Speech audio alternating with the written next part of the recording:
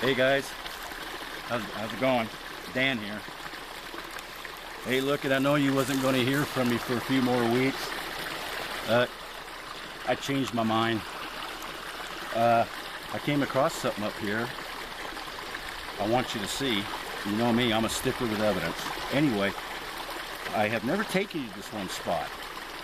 This is what I call like a little oasis. And I'm sitting right here with it's all year round flowing creek. Now a lot of the other creeks around up here are drying up. Rains have quit and such. They haven't got the runoff yet. Well anyway, this one here is all year round. And this is one of the drinking holes of Sasquatch. And I'm going to show you something here in a minute. I was down here doing some wood knocking, and I was communicating for a little bit with a Squatch right up to our left, setting up on this ridge.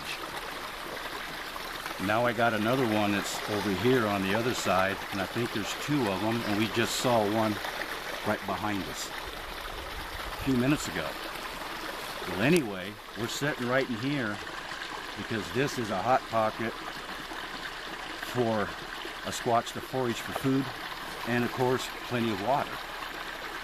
I'm going to show you around here. There's a lot of edibles around here. Okay. Oh, and there looked like appears to be a junior.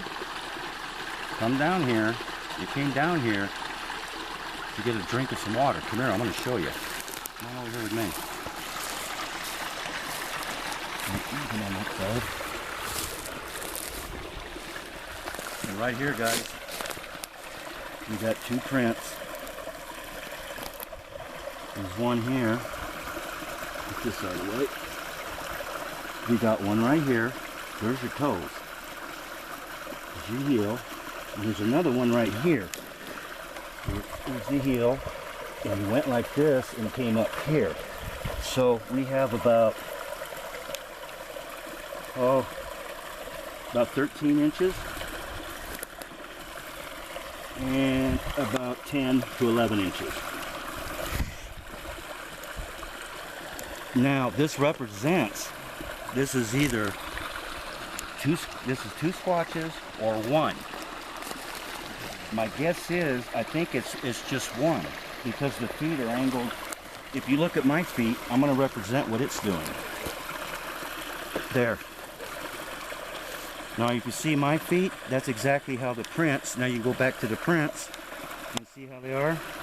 Okay, now don't let that fool you, because remember Sasquatch is 75% primate.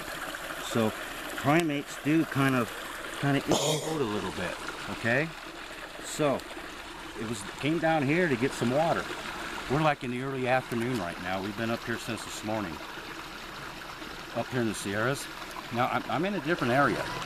I'm still in the hot activity area. I was hoping as we were filming that we get some wood knocks on audio here.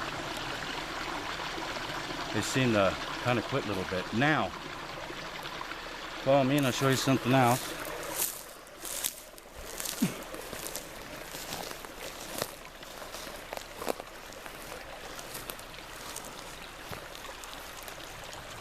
Now all through here, and you can see the water. It's flowing up from up the hill. And remember I told you that I have a theory that they live in the ground? Okay.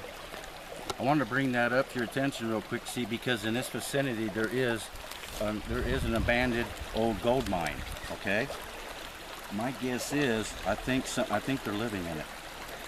Anyway, this is their main drinking hole. Have you noticed right down in here, look at all this algae. Edible. Look up here. It's coming downstream. Look at all that algae. So they got plenty of food here. The deer come down here and the small mammals come down here to drink, and this is a perfect ambush area. Now right over here is where we're getting some knocks. And then to our left, up on this ridge, where we're getting some knocks. More intense knocks. Now, right up in here, is just a few minutes ago, I got movement and I see the spot right up there. Dark hair. So we're still going to be we're still doing our camp out, so you guys still hang on for that. It's just that I can't stay out of my research areas. Okay, it's a never-ending job. But as you see, I always find some kind of evidence. You can only do this unless you're out in the field all the time. See, I'm out in the field all the time, boots on the ground. That's how you get it done. Oh, I also got some really good news. Now, I know you're all aware of my previous videos where I found that a pair of wood knocking sticks. Okay, well, I decided that I wanted to donate them. So I contacted the Bigfoot Museum up in Northern California, which is the Willow Creek China Flat Museum. Okay, we've been emailing back and forth, and I got the good news the other day that my request to donate them to the museum, I want to give a big thanks to Garrett. He's one of the members of the museum, and I want to thank him. I want to thank him for taking my request to the rest of the board members. Now here's the good news. I've waited a couple weeks. Guess what? They vetted and cleared the sticking knot, or the knocking sticks. Now you all can view them and see them at the museum, because that's where they're stayed the rest. They'll be there forever. Now they're open for public viewing. Now, I'll tell you another little tidbit. These board members have been around for quite a while. They've had a lot of different types of evidence that's been put in front of them. Okay? They're very knowledgeable and they know exactly what they're doing. Okay? Which even makes me feel better that they accepted my donation. So I'm very excited. I'm very stoked about that, guys. So if you're ever up there in Northern California, up in Willow, stop in the museum, check out those knocking sticks, because that's where they're at. Anyway, I just had to get the news to you on that, because me and my team were awfully excited about that. Oh, by the way, in case there's anybody out there wondering, how the hell do I know that they were used by a Sasquatch? Well, that's why I'm a researcher and you're not, because I know. Number one is one distinctive sound it makes, because they communicate in 3 different ways, you know. On a tree, and yes, they do use sticks, and they also use rocks, which they do rock knocking. Okay, so yes, they do use sticks. The other clue is this: I have 2 videos, and I'm one of the only researchers probably in the country to actually have videos with audio of me actually communicating with sticks to a group of Sasquatches, and the audio picked it all up. So everything to do with my research, look it, I can back up every claim I make, and especially as an evidence to show the proof in the existence of Sasquatch. Okay, you can see these videos are on my site. Okay, I think one of them is called Wood Knocking with Sasquatch, or Communicating with Sasquatch, something like that, but I got a couple of them. Okay, anyway, I'm very glad that I did take those sticks home, and I'm very, very gratified that the museum took them, because it just makes me feel good all over. Anyway, we got the campouts right around the corner, guys. So, and we're gonna do some filming on that. Okay, And that's just starting. That's the year just starting for us. We got more to come. We got more to come, so they'll be coming one right after the other. But this place right here, this, my friends, is what I call a Sasquatch oasis. It's just plain gorgeous.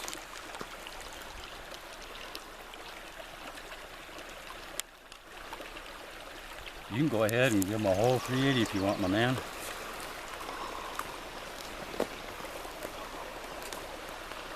Take her real slow.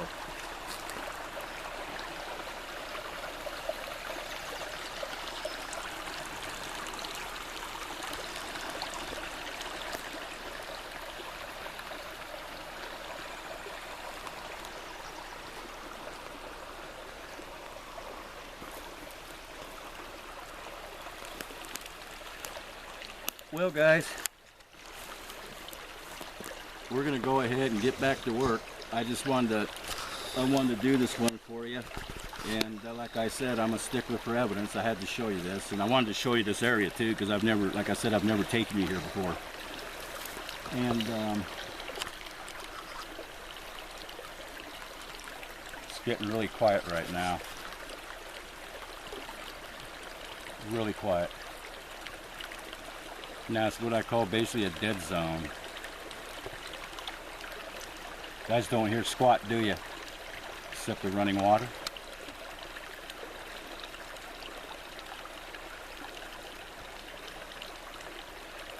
All right, guys, I'm gonna go ahead and let you go. If we come across anything else, I'll get it on video for you. So stay tuned for the next videos coming up, okay?